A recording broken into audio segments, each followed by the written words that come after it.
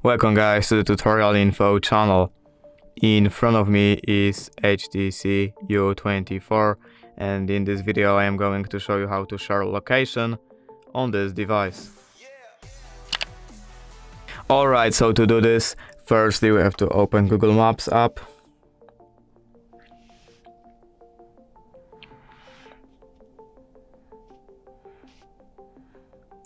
We have to allow access to our location to this app.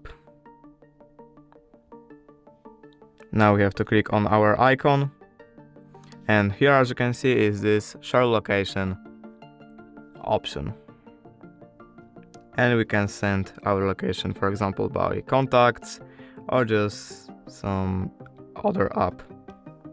And that's it. If you did enjoy this video, leave a like and subscribe. Thank you guys for watching. Bye!